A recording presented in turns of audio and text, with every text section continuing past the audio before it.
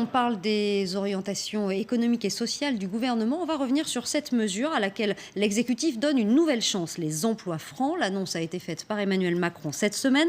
Bonsoir Nicolas Boudot, vous êtes conseiller en communication au sein du cabinet Tilder.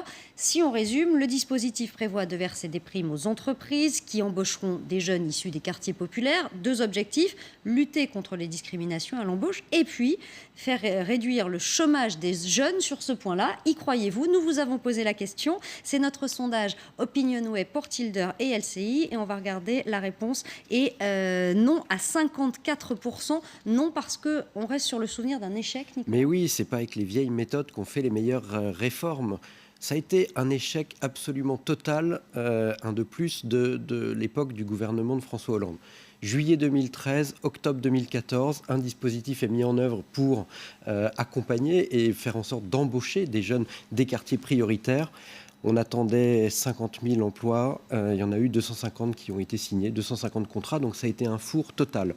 Et la difficulté, c'est que les Français ont ce souvenir-là d'une réforme qui n'a pas abouti et donc sanctionne cette idée remise au goût du jour par Emmanuel Macron. Alors Emmanuel pour lui, Macron, il a quand même, le fait d'assouplir le dispositif. Il dit que c'est une nouvelle formule. Absolument, et en cela, il a raison. Mais pourquoi finalement garder l'ancien nom? Parlons de communication, justement. Puisque c'est un échec, pourquoi on n'aurait pas pu appeler ça emploi jeune? Alors ça a déjà existé aussi, les emplois jeunes. C'est compliqué. Il y avait eu des grèves, emploi aidé, ça a été fait et ça a été supprimé. Là, c'est un problème de nom, c'est un problème de pure communication de la part du gouvernement qui aurait dû en effet trouver un autre nom, emploi prioritaire peut-être, ou que sais-je, mais en tout cas pas reprendre le thème ou le nom d'un système ou d'une réforme qui avait absolument pas fonctionné. Et puis en plus, le fait de reprendre le même nom, ça permet à ceux qui avaient été critiques à l'époque d'utiliser de nouveau leurs critiques et de réclamer pour certains et les associations notamment des emplois aidés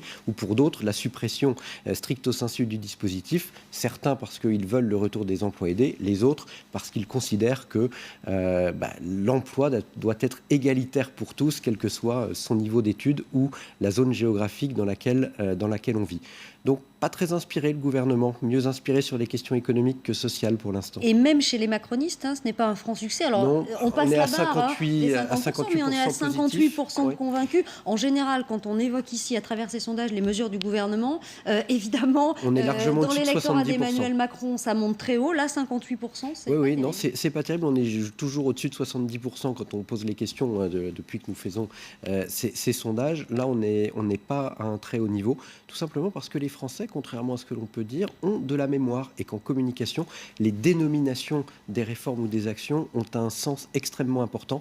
Il y a des tas de réformes qui se sont gagnées sur le nom et qui se sont perdues aussi sur le nom. On a des contrats première embauche ou d'autres contrats pour les jeunes en tête qui n'ont pas fonctionné pour des questions de nomenclature majoritairement. Alors sur ce point-là, peut mieux faire donc. On avait également demandé, on va regarder les résultats de ce deuxième sondage, si l'organisation de la Coupe du Monde de rugby en 2023 allait selon vous avoir un effet positif sur l'économie. Alors là, en revanche, il n'y a pas photo, jackpot ou banqueroute, vous répondez bingo à 81%, ce qui n'est pas très surprenant, on avait à peu près les mêmes résultats pour les JO. Exactement, c'est les sondages de résultats de bonnes nouvelles, les Français aiment le sport et c'est tant mieux. Merci beaucoup Nicolas. Merci et à la semaine prochaine.